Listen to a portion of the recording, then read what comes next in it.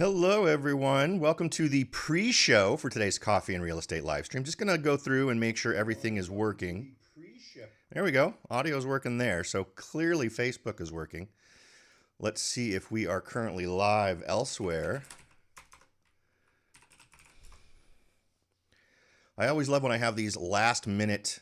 I clicked the start streaming button and it gave me an error that it wasn't going to stream. So I had to do some quick thinking there. But we're still good.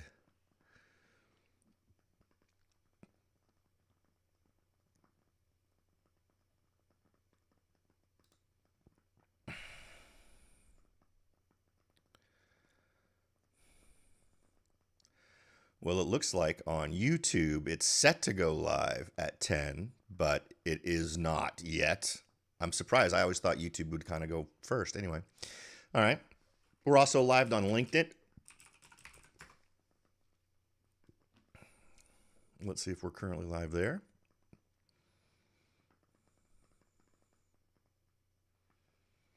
Now, for those of you who might be new to Coffee and Real Estate,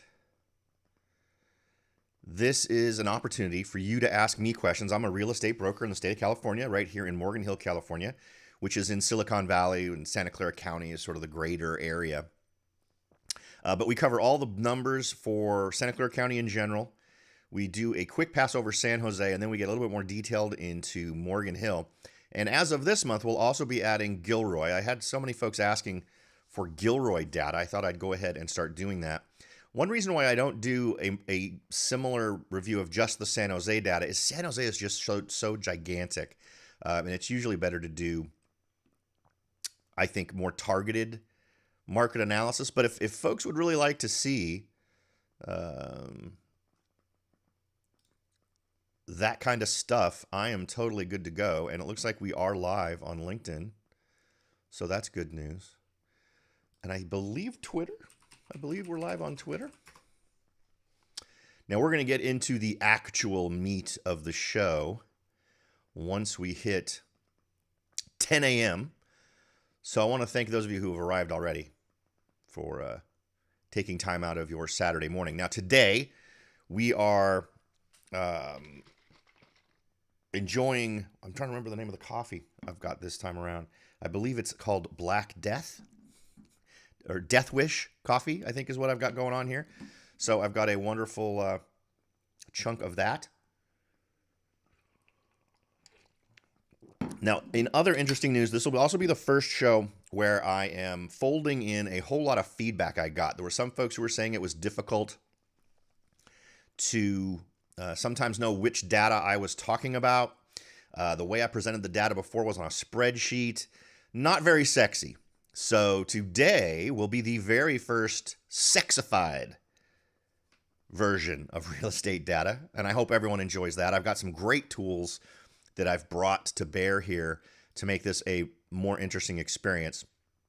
Now, I'm going to go ahead and assume we're good. It looks like we're good on Twitter. It looks like we're good on LinkedIn. It looks like we're good on YouTube. I'm going to leave, unfortunately, the comments that are placed on Facebook versus the other platforms are disconnected. I can't watch them all in the same place.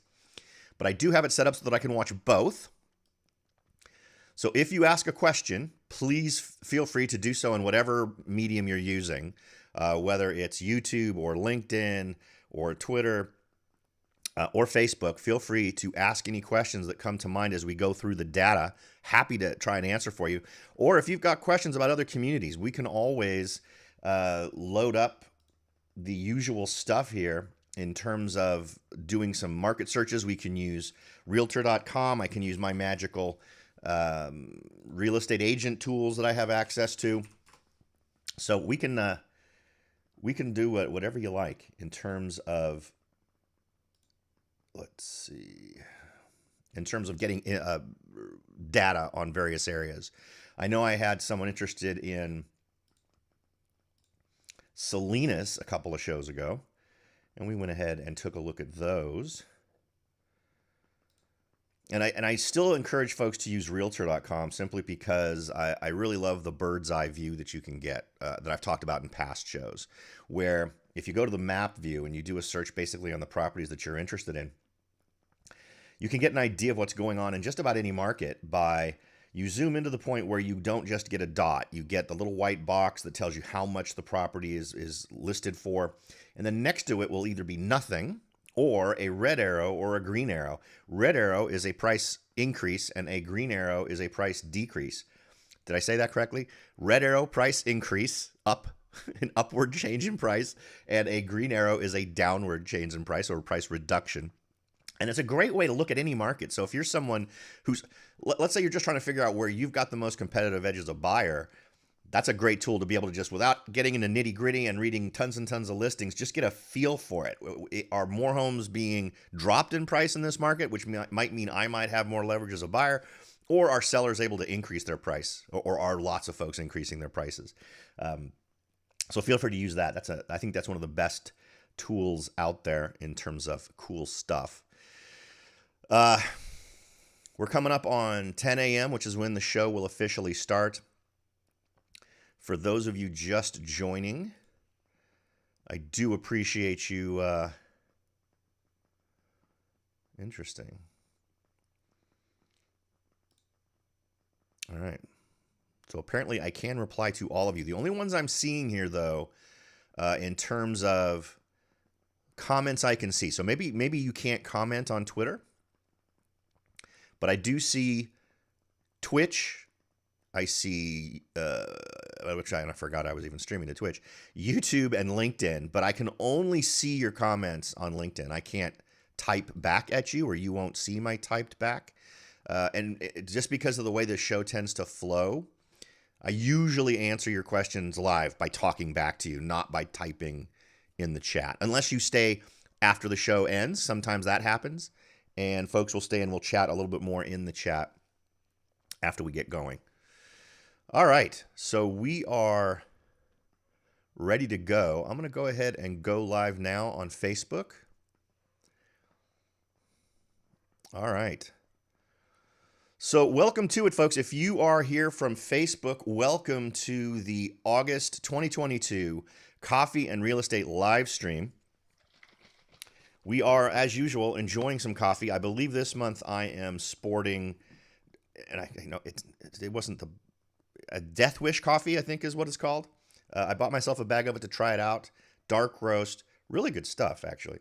And I am by no means a coffee snob, so for me, I always do it in a mocha, so I'm not even drinking straight up coffee. But this is really good stuff. All right, we've now hit 10 o'clock, so I feel good for jumping in. As I mentioned kind of during the pre-show here, what we're going to do is showcase some new things. I've got some new and exciting ways to share the data with you. If you're someone who's watched the show before or participated in the show, you know that, and particularly thanks to those who watch the show that actually provide feedback, and I mentioned this a minute ago, before we went live on Facebook, but I try to take your feedback and come up with new ways to adapt the stream so that I address those issues. And I think I've done a pretty good job this month. We've got a couple of interesting new things as it relates to how you are going to experience the stream. Number one, it is far more it's going to give you the visual and the numbers. And I know previously I was using a spreadsheet to show you all the numbers, and the graphics were sort of a side thing that wasn't really a focus. What I've done is I've blended the graphics with the numbers so that I think you're going to get much more out of this than in past shows. So I'd like to apologize for not doing this sooner. I actually think the way this has turned out is pretty awesome.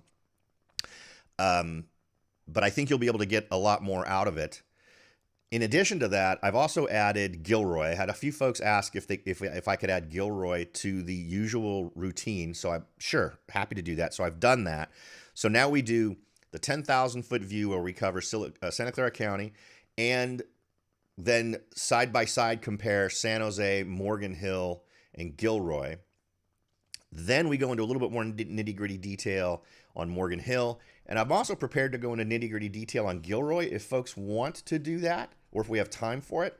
But I don't have that kind of setup for San Jose. And the reason is, as most of you most likely know, San Jose is gigantic. And you're kind of fooling yourself if you're thinking by covering San Jose data, you're kind of getting a feel. If you are someone who lives in San Jose, I'm happy to do numbers with you about your local area. But the market is so about submarkets in San Jose that it's crazy. But I'm absolutely happy to work with anybody who wants to talk more about their market if they're in San Jose.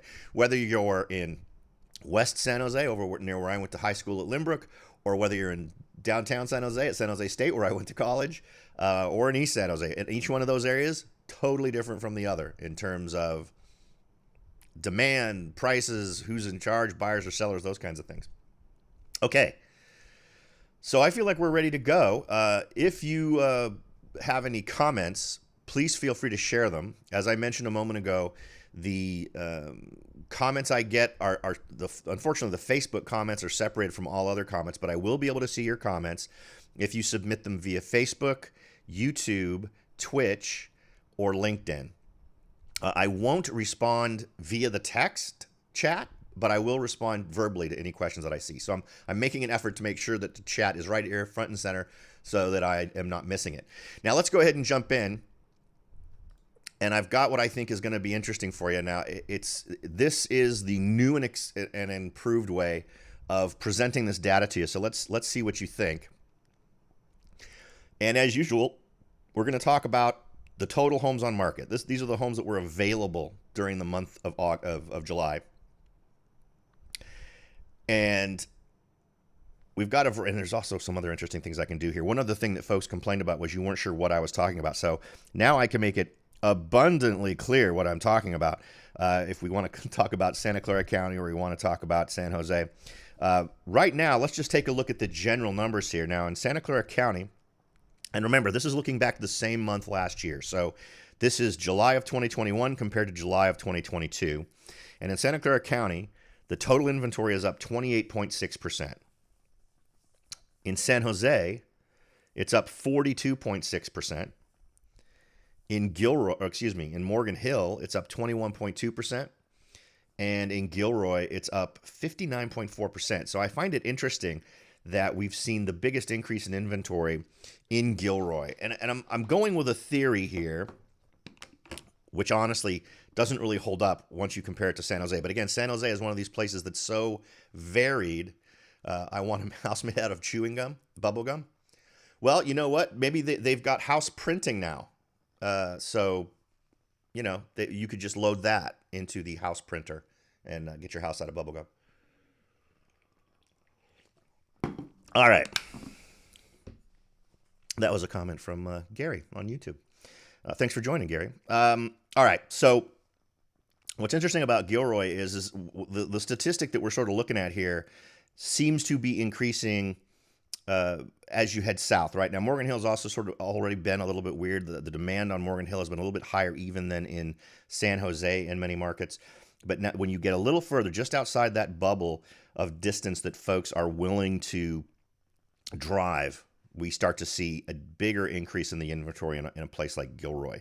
And I bet we would see the same thing if we were to start to look at places like Hollister or Salinas or areas like that.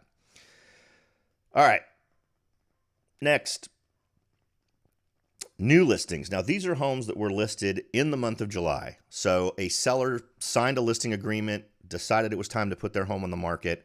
And what we can see here is, in general, we've got a decline from the same time of last year. So in July of 2021, we saw a decline in Santa Clara County in general from 2,033 homes listed to 1,623. That's a 20.2% drop.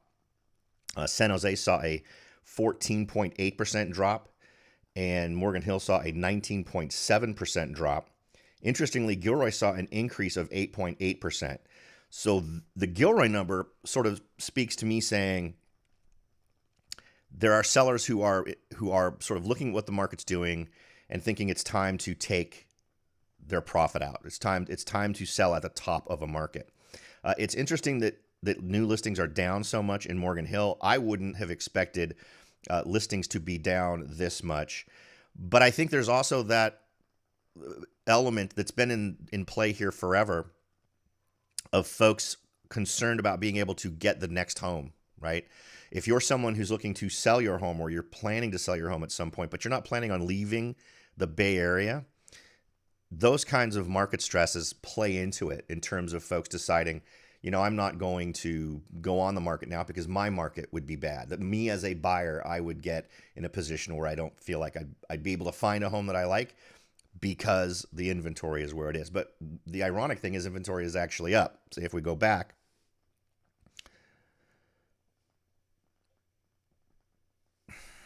that's the number. That's the one I was just looking at. Let's go back. Hello. Okay. So if we look at inventory, it's overall up. So if you're looking for something as a replacement for a home you're trying to sell, it would make sense, right? That that concern wouldn't be a primary concern for you. So the other element here is potentially folks thinking they've missed the boat, right? They don't have to sell right now, so they're not going to sell. So we're just not seeing those homes going on the market as we might otherwise see them if the market felt more healthy to these potential sellers. All right, so now let's look at the number of homes sold in July. Again, we're comparing year to year because we want to eliminate any seasonal influences, right? If you're selling a home in July is very different from selling a home in January or December. So compared to the same time last year, the total number of homes sold is down 46.6% in the county, which is nuts. I mean, that's a huge decrease. In San Jose, it's down 14.8, almost 15%. In Morgan Hill, it's down 47%. And in Gilroy, it's down 53.2%. But this has changed. In the past months, we've talked about how this was more of a factor of simply there not being enough homes on the market, right? We were going at it from a completely supply and demand standpoint. And that's no longer the case. There's plenty of inventory out there. So clearly the thing that we're short on is buyers. So we can talk about whether prices are playing a part in this in terms of just prices in general, because they're still up, but also cost of the money, right? We're seeing a dramatic increase in the interest rates. So a lot of folks are pulling out of the market. In our markets, we saw this start to hit higher priced homes first, which makes sense, right? Because as a percentage, we're just seeing more, that represents a much larger cost. And we're seeing people pushing their expectations further down, which has put a lot more stress on homes in the lower price ranges. All right. Average list price. Now, this is the list price that the seller originally thought they were going to sell their home for. So this is not what the home was listed for at the time that it sold. To sort of explain the difference for new folks, what that means is the day someone listed it with a real estate agent, they said, this is the amount of money we're going to try to get for your home. This is what we're going to put into the MLS the day we list it. So if the price gets reduced down the road, if there's a price decrease, if there's a price increase, whichever way it might go, that's not reflected here. And the reason I do that is because it's a way to see what expectations are. What are expectations of sellers in the month of July in 2021 versus 2022, and in terms of what they think they're going to get for their home, right? Now, again, some interesting deviations here in terms of not everybody's positive. Santa Clara County saw an almost 11% increase in the expectations on sellers of what they were going to get their home compared to the same time last year. So we saw 1.6 million in July of 2021, and we saw almost 1.8 million in July of 2022. In San Jose in general, we saw a 16.8% increase from 1.22 million to 1.43 million. And in Morgan Hill, we saw a decrease, and that's interesting. So expectations of sellers on average in Morgan Hill for their list price dropped from the same time last year, down 3.2%. Gilroy, when compared to July of last year, expectations on average sales price are up 11.9%.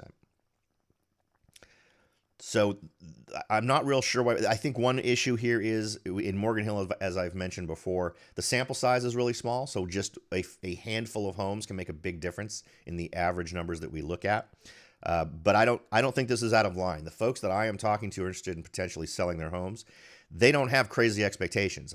The folks who I talk to a lot in Morgan Hill seem calibrated to this idea that the market is more aggressive now, and it may take more in terms of being willing to make concessions on price in order to get your home sold if you have to.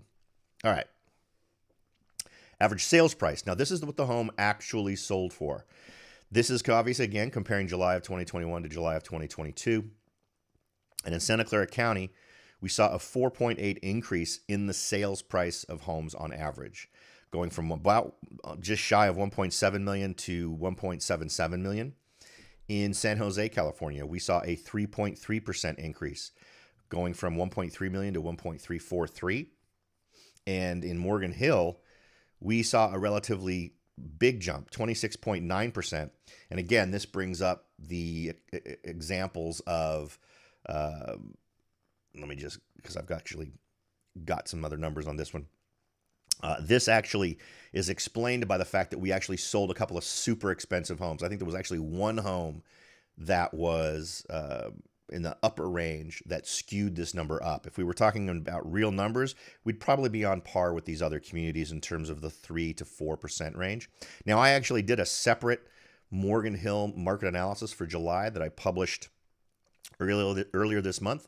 So feel free to head on over to soldbyrobert.com, or you can go to YouTube. It's posted on YouTube, and check it out. Okay. Percent of asking price. Now, this one gives you an idea of how much over or under asking price a home has sold for. So last year, in July of 2021, in Santa Clara County, on average, folks were getting 7.8% over asking price at the time the home sold. This year, they're getting about 1.4% over asking price. So we've been talking about this one for a while. What were we planning on expecting in terms of the market as it softened? And this I think falls in line with what we were talking about last month and the month before, where we weren't going to see this dramatic change, where we weren't going to go in 1 month from getting 7% over asking price to getting 2 or 3% under asking price. It was going to be a gradual decline. And this is what we've seen in the last month or two. And this is just a continuation of that.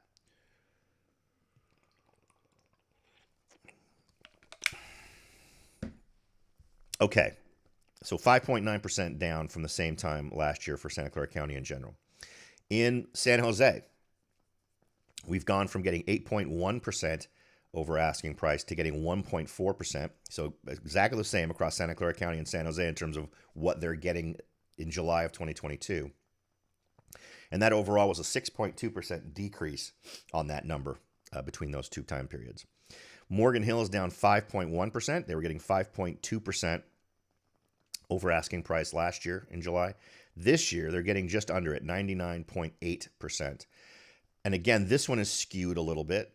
They would actually be in positive numbers if, again, that super high-priced home hadn't had to take $1 million off of its sales price. So because of the small data size in Morgan Hill, it skewed that. If we were sort of calibrating this to more honest reality in terms of what your experience would be as a homeowner or home seller in Morgan Hill, I think you could count on probably 102 to 103% for Morgan Hill, probably about 102%. In Gilroy, we saw 4.7% over asking price last year. This year, 1.7% for a 2.9% drop. All right. And finally, days on market. And this is becoming a number we can start paying attention to again. I know I mentioned this last month, and I believe I even mentioned it the month before, but this is a change. Days on market was something we've been tracking now for the 2+ years that I've been doing this as something that wasn't really controlled by the market. It was being controlled by real estate agents who were simply saying, we're not going to accept any offers until such and such a date. It would be in the listing where they'd list the home, and in the realtor comments, it would say, we will only entertain offers on such and such a date by such and such a time. And that was just because they wanted to give everyone a chance to look at the property and get as many potential buyers interested as possible. It was usually 10 to 16 days. Now, these days on market tend to be more reflected by actual shortage of offers, right? So it's no longer the selling agent dictating when they'll accept offers. It's a buyer simply not stepping up and saying, I want to buy your house. So it's up 50% in Santa Clara County. It's went from 14 days to 21 days. In San Jose, it's up 53.8%. We've gone from 13 days to 20 days.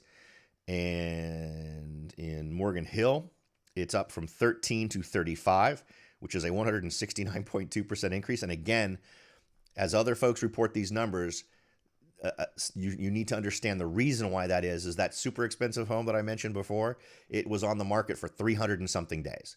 So literally this is one or two properties out of the 60 to however many sold in a particular period of time, just really skewing the numbers one direction. The actual days on market, if we excluded that particular property, would be more in line with, say, 20 days. So on par with the other properties or the other areas we talk about. In terms of Gilroy, 46.2% increase in the total days on market. That goes from 13 days to 19 days. So really across the board, we're seeing the same level of time on market really for homes. The Santa Clara County number, the San Jose number, Morgan Hill number, Gilroy number, the reality number for all of those communities, all of those areas is really about the same. All right. Now, if anyone has any questions about any of those stats, please feel free to share them in the chat, and I'll be happy to answer them for you or try to answer them for you or find more information for you. Now, next, let's look at Santa Clara County.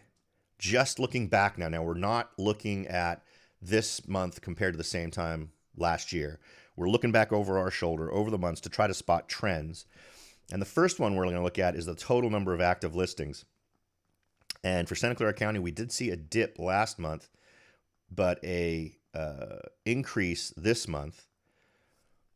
So let's see here. Next, we see new listings dropping. And of course, that's what we saw in our numbers as it related to the other slide we looked at. We saw that those numbers were down. And the trend here is continuing down from 2 months ago. And if we look at total number of homes sold, just a continuing drop. So we're not seeing anything here that bucks the trends that we've been talking about for the last couple of months. We're seeing active listings continuing to increase. We're seeing new listings decreasing and homes sold decreasing. And that home sold number is what's offsetting any increases we get as it relates to listings. And that just relates to an increase in total inventory of homes that are available. Now, if we take a look at any trends that we can spot as relates to average list price versus average sales price, we just see they're sort of converging right now. Again, this is the entire county. So I don't think there's any great revelations to be found in this particular number. You can see that for the last few months, they've really just sort of paired up and they're moving together. So what that basically translates to is that the list price and sales price are tending to collapse against each other. They're merging, which is what we saw on the last slide as it related to comparing this month of July this year to the same time last year. All right. Percent of asking price. Again, this is just another representation of that decline. You can see that it's been in decline since March. There's no indication here that it's going to stop. It's been hitting that way since then without any real modification other than an increase in the decrease. So the rate of decrease has increased. And that, I think, indicates really kind of a sharp collapse in the market in terms of the number of multiple offers or just general interest in the market overall from buyers. All right. Days on market. And as we can see, absolutely going up. We sort of had a bottom out in April, and we've been steadily increasing then. And look at how dramatically increased it was from June to July of 2022.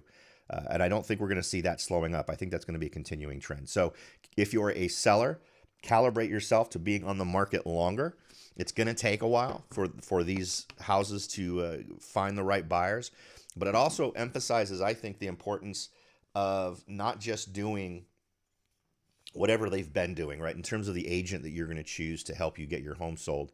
There needs to be some creativity in there to get more eyeballs on your house so that you're able to be one of those homes that sells faster than other homes on the marketplace. All right. Now, let's go ahead and take a look at Morgan Hill. This one is I'm doing this one a little bit differently, and I don't want to confuse anyone. You can see that the month of July of 2021 is both here and here.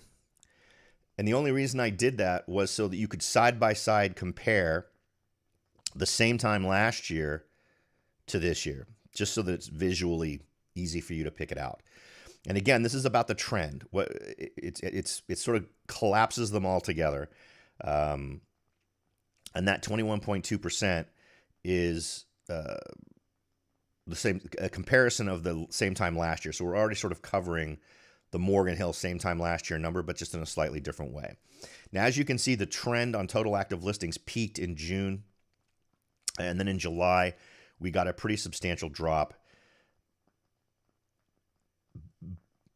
And here's the thing. I think that we would usually see a drop from June to July, or more of a steady number, meaning it usually doesn't drop that much. It's usually in the same ballpark.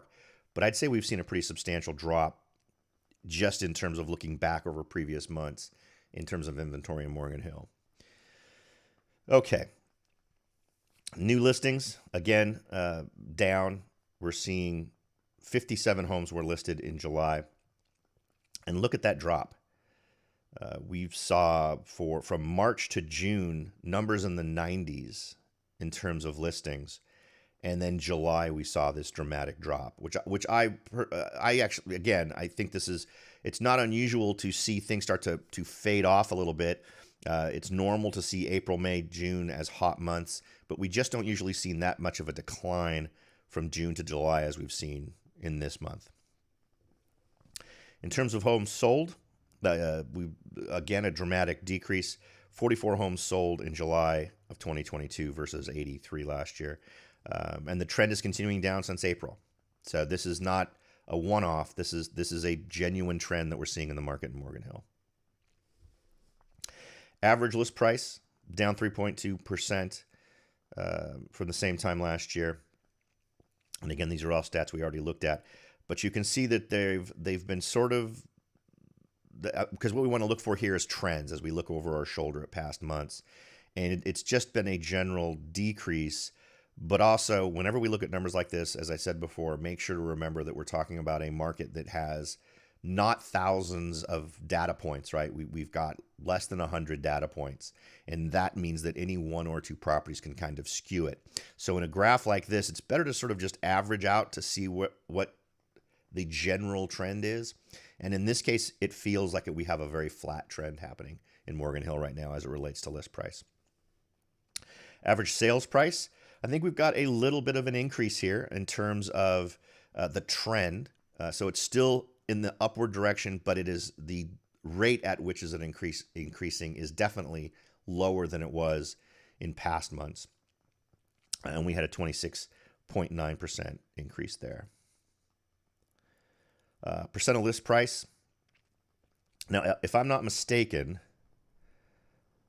yeah. So let me just for anyone who's wondering, well, what the heck is Robert talking about in terms of deviations? Let me just see here.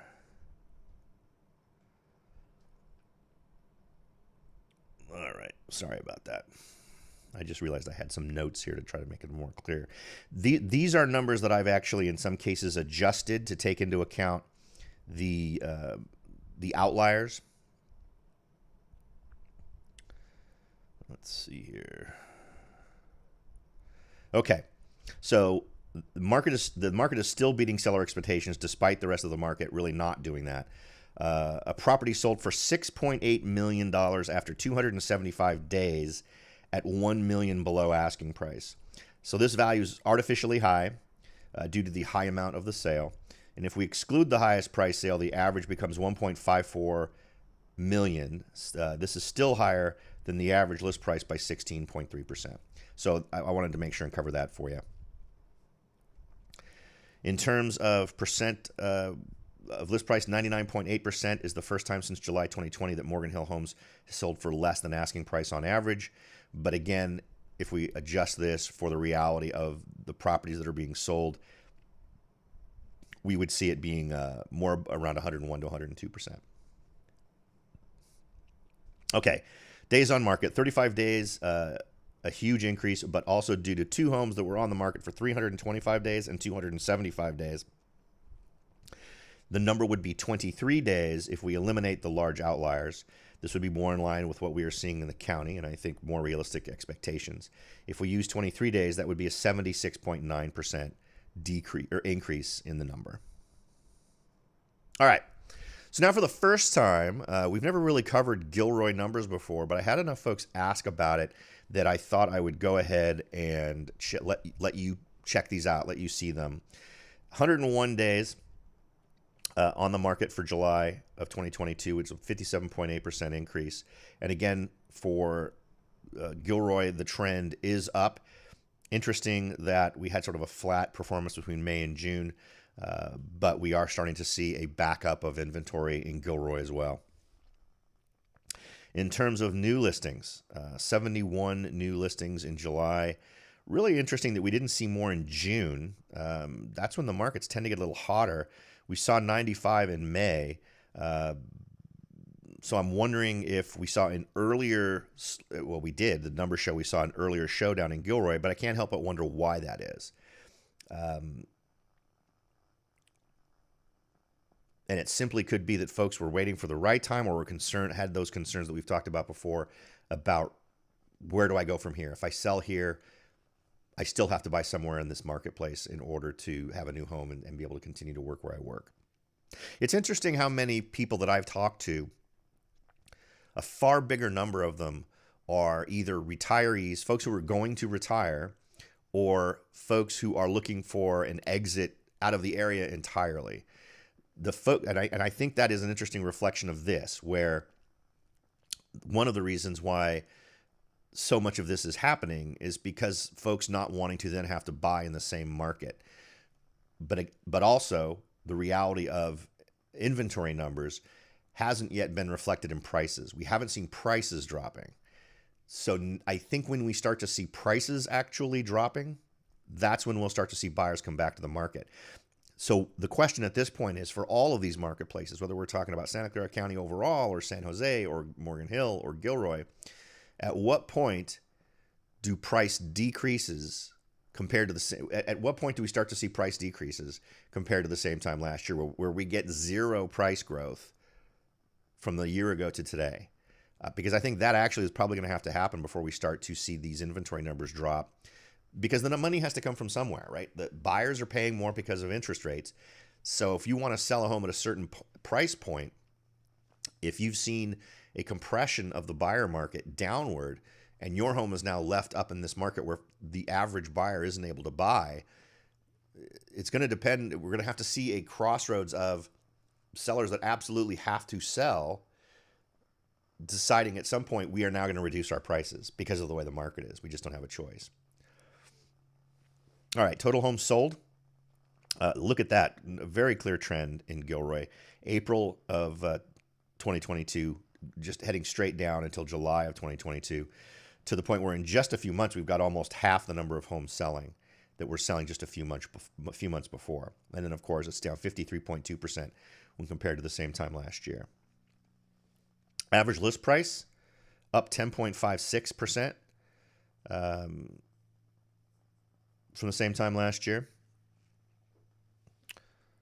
And average sales price up 6.73%. Percent of list price, 1.7%, down from 4.7% above asking price previously. But look at how sharply this market has changed. One reason why I wanted to add Gilroy is because it seems to be a little bit more impacted by the market as it's changing. Because look at it, it was up at 8.2% for both March and April, and then just started a dramatic drop to the point where from April to July, we've had almost a 7% drop, right, in the amount over asking price that folks were getting. So that's interesting, particularly since in our marketplace, the time when buyers start coming out is a lot earlier than usual. March, April, May, those are big months. So to see these numbers start to drop during a time period when you would expect more multiple offers to be happening, if they're going to happen at all, I think also tells us a lot about what direction the market's heading. All right. Days on market, 19 days currently in Gilroy. Just been pretty much going up relatively steadily starting in March, but man, it really took a jump in June and July. And we're up 46.5% from the same time last year when it was 13% in 2021. Okay. All right, that covers all of the main data. Right now, we can get into the part where we talk about sort of the latest news as it relates to real estate. If you've got any questions or you have any comments about the data we just covered, I'd be happy to cover those for you. Otherwise, let's go ahead and jump in and look at some of these latest numbers.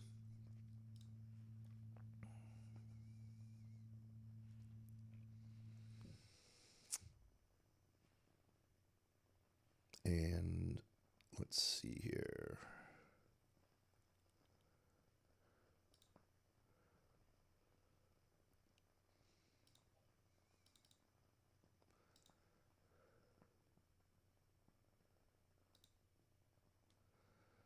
For some strange reason, it's not showing the...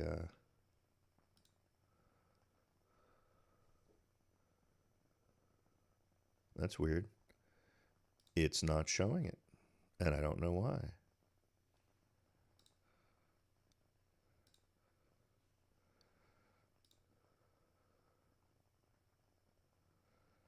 Let me see what I can do here. For some bizarre reason,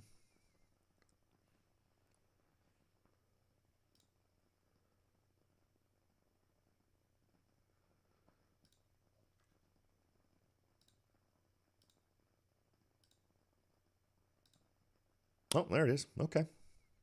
That was odd. I have no idea why it suddenly stopped showing you that particular screen. I guess I'll have to worry about that at some point. All right. So the first one on the hit list. Slow down. Let's see. Let's actually start with this one. Realtor.com reports weekly inventory up 27%. Year over year, new listings down 15%. Now remember, this is national data. So our data is actually tends to be a little worse than the national data, and it's reflected in a couple of things that we're going to see here in a minute. Active inventory continued to grow, but the pace slipped to 27% above 1 year ago. New listings, a measure of sellers putting homes up for sale, were again down 15% from 1 year ago. And as you can see from the numbers we were just looking at, if I go all the way back to, let me see here, just so we can compare what we're seeing nationally. Let's see here.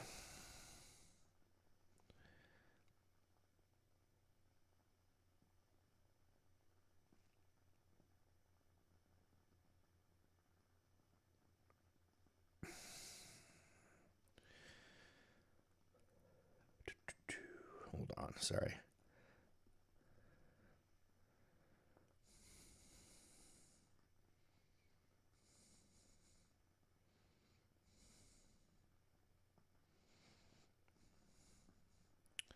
All right. So the first thing we wanted to look at, active inventory. Just for overall. All right. So we were seeing a 15% from a year ago. New listings, a measure of sellers putting homes up for sale, was down 15%. So if we look at that, new listings, 15% is the national. Santa Clara County, it's down 20%.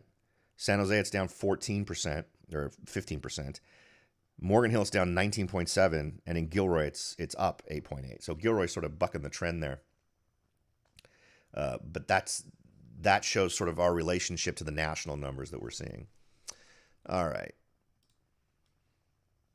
What else have we got here? Those are sort of the two big ones I wanted to hit.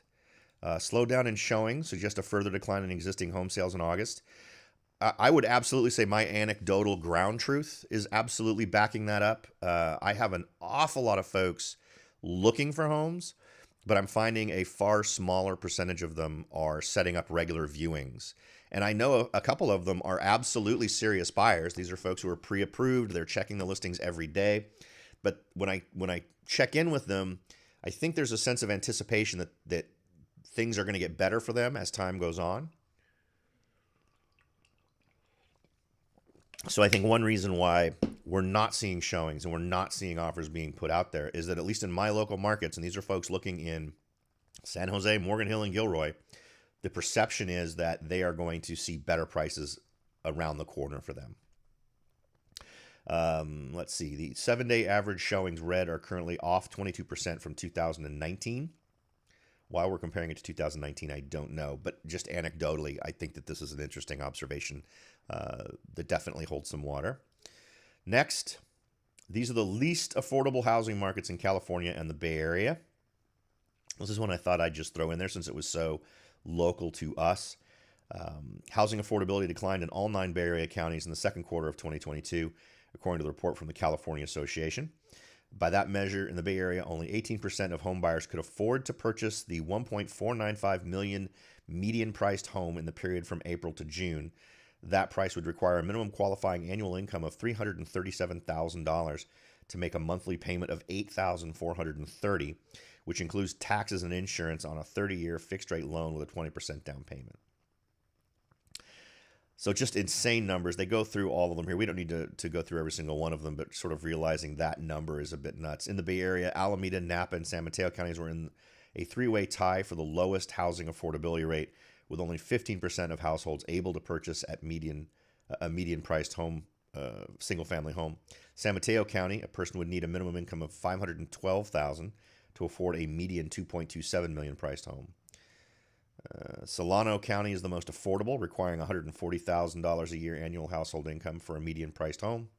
Statewide, only 16% of home buyers could afford to purchase a median-priced single-family home in the second quarter, down from 24% in the prior quarter and 23% in the second quarter. Now, so why am I throwing all these numbers at you? So all of this feeds what happens in a market, right? So there is absolutely no demand. At least we're not seeing that demand at these higher price points. And that's just reflected by the number of people who cannot afford it based on their household income. So at some market point, the market has to respond to that. And that doesn't mean the big business market. That doesn't mean the home builders. That means the husband and wife, the single woman, the single man, whoever who owns a home that is looking at selling it and isn't getting it sold at the price they're asking. And at some point has to take the hit and reduce the asking price of the home. Given all the data we're seeing here, that feels like what needs to happen before things start to move.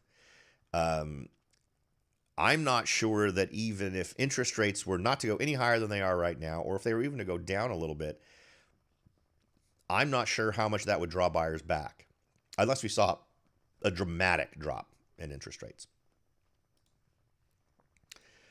All right, next on the hit parade, builders voice concern as new home starts dip by 10% annually. Now, this fits also with a podcast I did 3 weeks ago, where not only are new home starts dipping, but we are also seeing some projects being halted, meaning they're not doing any more work. They're not finishing it could be a delay of the phase. As some of you may know, when homes are being built, they're usually built in phases, and they may finish the current phase of a handful of homes, but then don't plan to break ground on the next phase. And the next phase of homes may already have foundations built. There were photos of different developments going on across the country in different markets where work had just stopped. They weren't going to continue. They weren't going to move forward with the build on some of these home developments that have been started. Homes fell nearly 6% in July as home sales fell nearly 6% as the housing market slides into a recession. The bullet points on this one were the sales of previously owned homes fell 6% in July compared with June, according to a monthly report from the National Association of Realtors. Sales dropped about 20% from the same month a year ago. In terms of economic impact, we are surely in a housing recession, because builders are not building, and that's from Lawrence Yun, who's the chief economist of the Association of Realtors. And when you compare that to, let's see, there was another one here that just talked about the Bay Area, and maybe it's not right after this one. Is it this guy here? Yes. So if we look at this one, which kind of relates really to it, California sales off 31% versus the 20%, right? So California is getting hit much harder than these other areas of the country. California home sales down 31% in July. Prices decline down, let's see, July's sale pace was down 14.4% on a monthly basis from 344,970 in June, and down 31.1% from a year ago. California's median home price declined 3.5% in July. So that's for the whole state, and obviously it's going to be very different from market to market, but this is the beginnings of what I was alluding to earlier when we were looking at the numbers for specific communities, where the things that are going to push this market forward are going to be price drops. The expectations of sellers are going to have to adjust down to entice buyers to come into the marketplace and to buy their homes. The July price was 2.8% higher than the 811,170 recorded last July, and was the smallest year-over-year price gain in more than 2 years.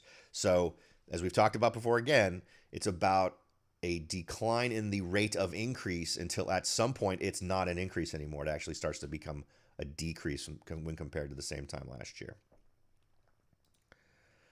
All right, latest home sales data points to housing recession. While prices continue to rise, existing home sales fell in July for the 6th consecutive month and are down dramatically from a year ago, according to NAR's latest housing report. More signs are pointing to a housing slowdown as existing home sales, completed transactions for single-family homes, townhomes, condos, and co-ops fell 5.9% month over month and 20% year over year.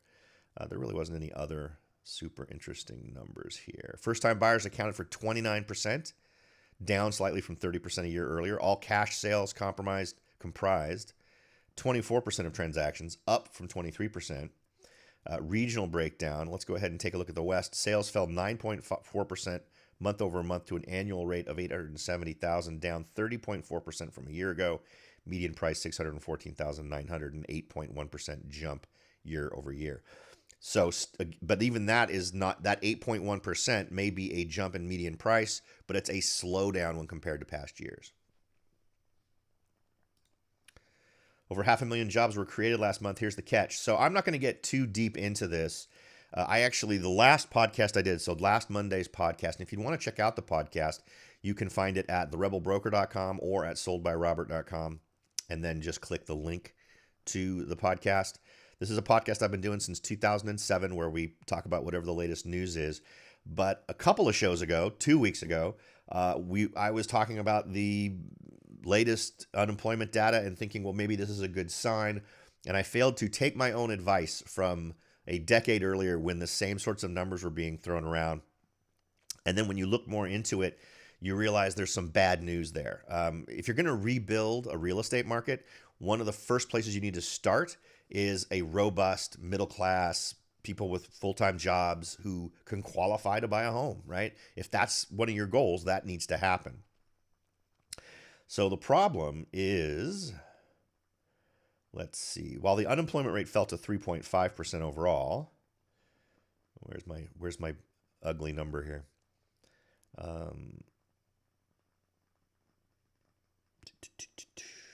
Unfortunately, if you dig deeper, all is not well. White-collar full-time jobs were down by 71,000. So the kinds of jobs you would need to start to rebuild the market are exactly the jobs that you lost. Voluntary and involuntarily part-time workers increased by 384,000. So here's what we're gonna see, and this is what we saw last time. It's not like we don't see this happen on a regular basis. The last time we had numbers like this, where we lost full-time jobs, we lost career-oriented jobs, and we saw a big jump in part-time jobs or in people taking multiple part-time jobs. We saw a big increase. Everyone celebrated the increase. And then once we got into November, December, we lost a huge chunk of those part-time jobs because they were seasonal. or they were backfill. And what's really bad about these kinds of jobs is when you start looking into the nitty gritty of them, at least in my local market, what you end up discovering is what's happening is someone has lost one of those career style jobs and they've been replaced by two part-time people that cost that company substantially less to try and fulfill that same role. So it'll be interesting in what we see in terms of layoffs in upcoming stuff. But the other part of this article that's worth your time to look into is the participation rate. There we go, the participation rate. The opting out of the labor force is attributed to baby boomers retiring, net immigration declining, and concerns over COVID. All these factors contribute to an estimated 2 million to 4 million Americans staying out of the market, bringing down the participation rate. So remember, if the participation rate is reduced, that artificially reduces the overall unemployment rate because you're counting less of a number. For my money, if you're an able-bodied unemployed person, then you should be counted as unemployed if you don't have a job. And if we did, this number would be far greater than it is. And it's hard to reconcile a supposed decrease in unemployment like this, particularly in California, where we have homeless encampments of hundreds and hundreds of people scattered all throughout the state. My bet is an awful lot of those people, because they're not actively looking for jobs, are not counted as unemployed, but they should be. You can't. It's almost like assuming they're not in the market. They're not in the bubble that affects the market. And the bottom line is an unemployed person absolutely affects the market, whether or not it's resources that are being used or unemployment benefits that are being taken advantage of. So counting them, I think, makes an awful lot of sense. Next, this is another early indicator, right? This is a zombie property count that inches up. A zombie property is one that is vacant and is in the foreclosure process. And according to ATTOM data, and these guys are great for real estate data, showed that there were 1,277,162 properties sitting vacant across the country during the third quarter of 2022. This number represents 1.3 of the total number of homes.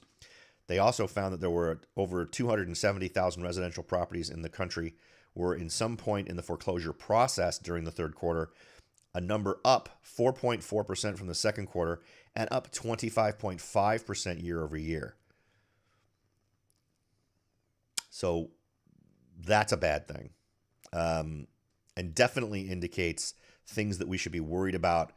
It's another leading indicator we should be worried about as we get further and further into what is likely to be a recession. The latest increase marks the fourth straight quarter that the count of pre-foreclosure properties, and pre-foreclosure typically means that someone is still in the house. They've been told they're behind on their payments, and then the process of foreclosure has begun. They get a notice of default, all of those kinds of terrible things. Among those pre-foreclosure properties, over 7,000, almost 8,000 are zombies. Zombies are unoccupied. Pre-foreclosure properties that sit vacant in the third quarter of 2022, up 1.8% from the prior quarter and 2.2% from a year ago. Quote, we see two trends heading in opposite directions. The number of vacant properties continues to decline and the number of zombie properties continues to increase, although neither trend appears to be particularly worrisome, according to this guy, Executive Vice President of Market Intelligence at ATTOM. Quote, vacancy rates should continue to be low as investor and prospective home buyers compete for limited inventory, and the number of zombie properties should continue to increase slowly as foreclosure activity climbs back from historically low levels due to government intervention. So whenever we get that sort of government intervention line, it's a worry, because at some point all that stuff has to get taken up by the market, right? So if these are all pent up things that have been sort of held back by either, relief checks that have been coming in or whatever else, obviously that creates sort of a bubble that at some point has to pop. It doesn't just go away. It has to be dealt with. So in terms of leading indicators of things to worry about, I think that's yet another one that we can add to the list. Next, U.S. home sale cancellations jump in July. New analysis from Redfin shows that buyers are getting out of more housing deals as higher borrowing costs rattle the market. 63,000 home purchase agreements were canceled in July. So these are scenarios where you as a seller or you as a buyer, however you were involved in the transaction, you were in escrow, right? Your earnest money was at the title company, or at least that's how it works here in California. And the scenario that this reflects is the buyer wants to buy the house, but maybe things are taking too long. Maybe they locked in their rate too early. Impossible to know for sure. But at some point, the bank comes back with and then there's the appraisal and all these other wonderful things. And at some point, the bank comes back with, you're now outside of your lock period, or you didn't lock, and this is what your payment will actually be. Or now you don't qualify to buy this home at this price because of the increase in rate. So it can be completely out of the control of the buyer in many cases. Or the flip side is they've written their offer in such a way that they put a maximum interest rate that is acceptable for them. On the front page of that contract, they said, I'm going to get a conventional loan. It can't have more points than this. It can't be a higher interest rate than this.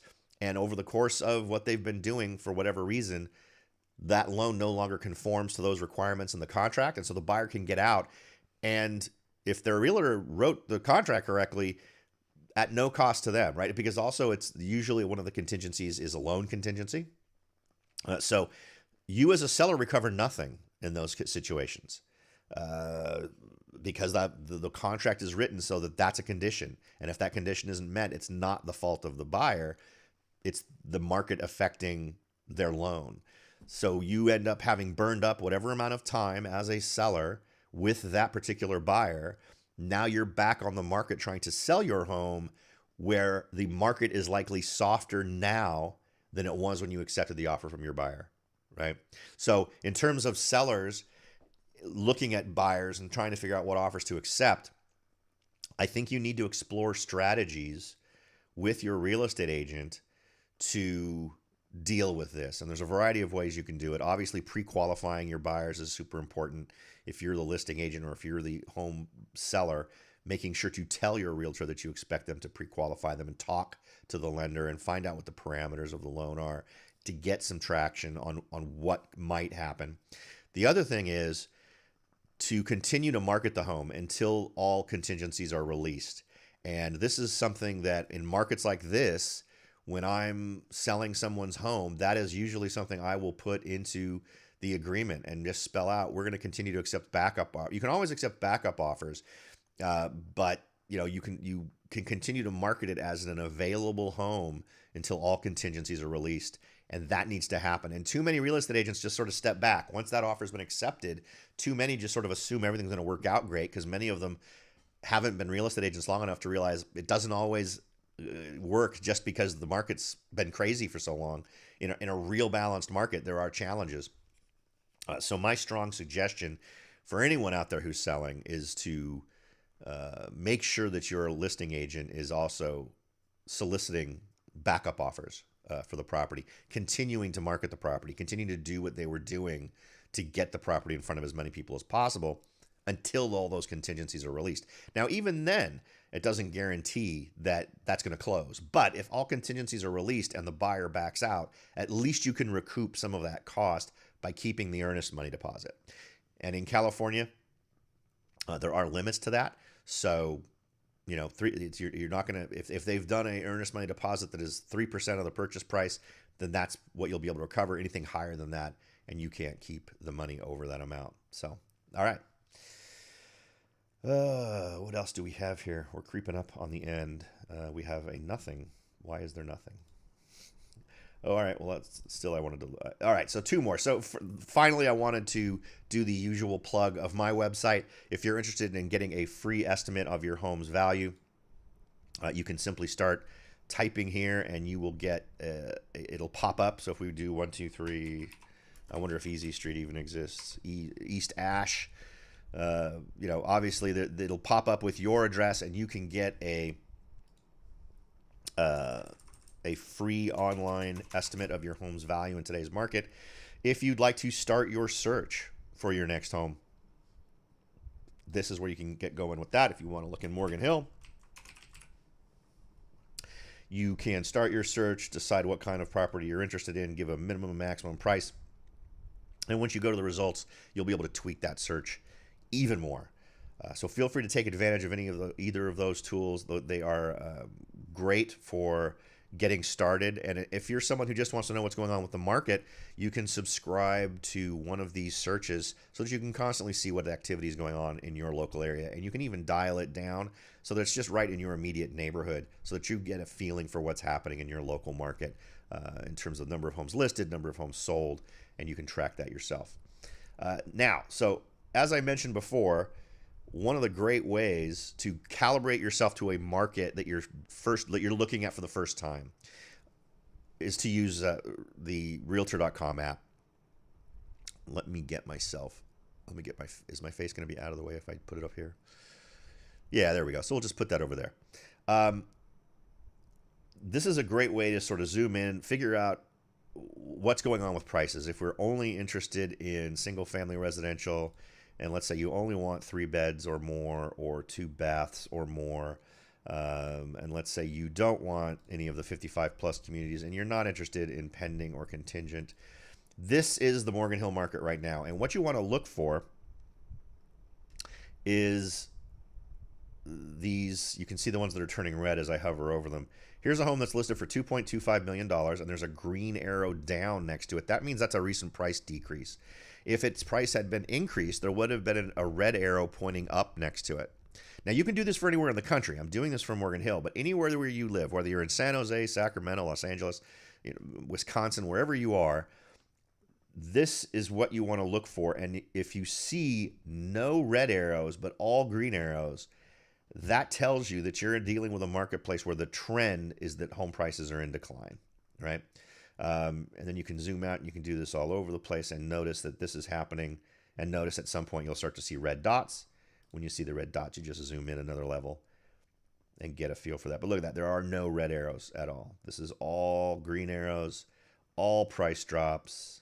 And I believe that trend is going to continue. So I think we're going to see it continuing to evolve into a more buyer-friendly market. And what's funny is right now, it's a buyer-friendly market from the standpoint of choice in terms of your options. I mean, there's inventory out there for you to check out. I mean, look at this. These are all homes for sale that are 3 beds and 2 baths.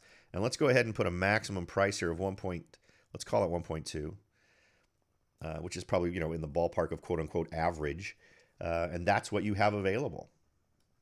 So these are all under 1.2 million.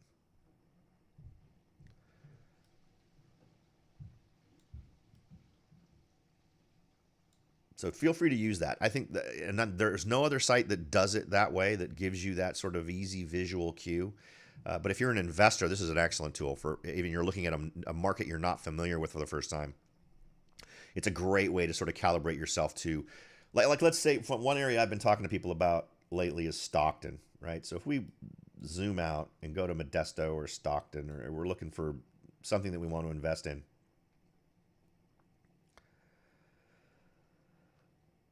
and let's say we're not going to do 1.2 million. Let's say we want to look more in the 600K range, right? Yeah, so note there's tons and tons of properties available.